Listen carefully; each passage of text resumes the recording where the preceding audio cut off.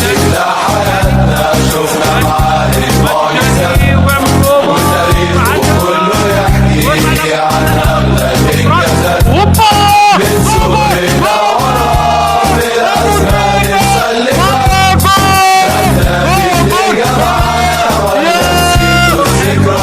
اهلا بكم في برنامج العالم، متنسوش اشتراك ولايك وتفعلوا الجرس ليصلكم كل جديد.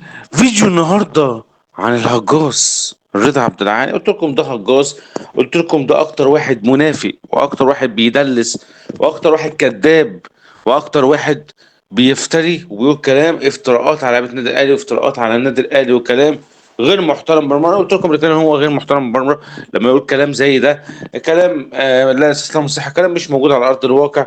اللي زي ده بيعمل تعصب وفتنه في الرياضه المصريه.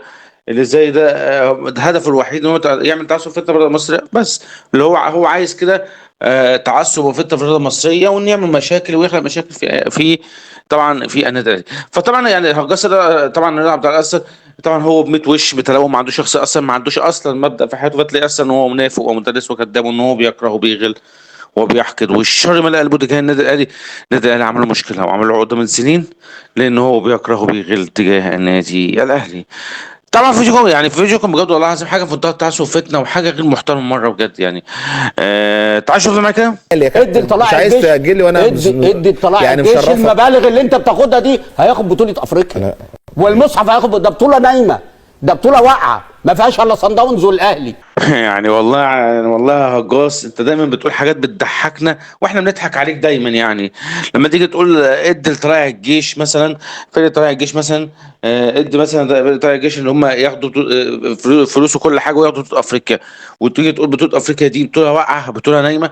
معلش نسيت، بس عشان بيراميدز طلع منها وكان وصيف والزمالك ما بيشاركش فيها، عشان كده بتقول عليه بطوله واقعه وبطوله نايمه. ما هو اللي زيك قلتها قبل كده يا جماعه، قلتها قبل كده. اللي زي ده موقعين الكره المصريه في الارض، اللي امثال يعني اللي زي دول موقعين الكره المصريه في الارض. لما يعملوا تعصب وفتنه في الرياضه المصريه وبيقولوا الكلام ده، ويجي يقول لك كده ما بيقولش حق، بيقول لك ويرجع يقول لك انا بقول حق ومش عارف ايه حق وعدل، ولا بيقول حق ولا عدل ولا الكلام ده. يقول لك بطوله نايمه، بطوله نايمه بقى مرتي، يقول لك ما فيش الا سان داونز والاهلي. يا سلام، ما فيش فرقه تانيه؟ ما هو بيقول كده ليه؟ عشان بيراميدز طلع وما بيقعدش في البطولة، والزمالك نفس القصة ما بيروحش بطولة أفريقيا والكلام ده، عشان كده بيقولوا على بطولة أفريقيا بطولة ضعيفة.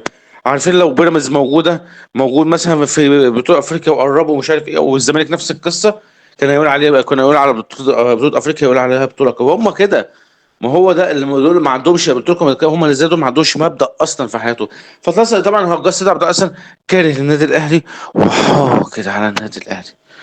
رضا عبد العال، اعرف حجمك قبل ما تتكلم عن النادي الاهلي. استنوني في حلقة بكره من برنامج العالمي. السلام عليكم. بنزل من بيتي في كل يوم رايح للأهلي أنسى الهموم.